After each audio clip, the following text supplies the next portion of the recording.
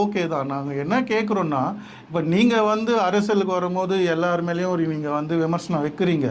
உங்களுக்கு விமர்சனம் மற்றவங்க மேலே நீங்கள் வைக்கிறதுக்கு எவ்வளோக்கு எவ்வளோ உரிமை இருக்குதோ, அதே மாதிரி உங்கள் மேலேயும் சில விமர்சனங்கள் வைப்பாங்க. நீங்கள் பேசுறது எல்லாத்தையுமே கேட்டுட்டு கம்முனும் போயிட மாட்டாங்கல்ல. அவங்க தரப்பு நியாயத்தையும் அவங்க திருப்பி பேசுவாங்க இல்லைங்களா? அப்படி பேசும்போது நீங்கள் பேசும்போது நான் எல்லாருமே கம்முன்னு இருக்கணும். நாங்கள் எதனா அதுக்கு ரியாக்ட் பண்ணால் சோஷியல் மீடியாவில் வந்து ரொம்ப ஒரு அன்மெச்சூர்டாக பிஹேவ் பண்ணுறாங்க. ஒரு நாகரிகம் இல்லாத ஒரு கமெண்ட்ஸாக போடுறாங்க. இப்போது போன வீடியோவில் இன்டர்வியூவில் பார்த்தீங்கன்னா ஒரு சகோதரி பேசுனாங்க. விஜயை வந்து விஜய் அண்ணான்னு சொல்லிட்டு அண்ணான்னு பேசுகிறாங்க விஜய் அவர்களை. ஆனால் வந்து அவங்களுக்கு வந்து இருக்கிறதுலேயே ரொம்ப மட்டமான ஒரு கமெண்ட்ஸை போட்டுட்டு அதை வந்து சொல்கிறாங்க, நீங்கள் வந்து அப்படி பண்ணிவிடுவேன் இப்படி பண்ணிவிடுவேன்னு சொல்லிட்டு ரொம்ப கேவலமாக பேசுகிறாங்க.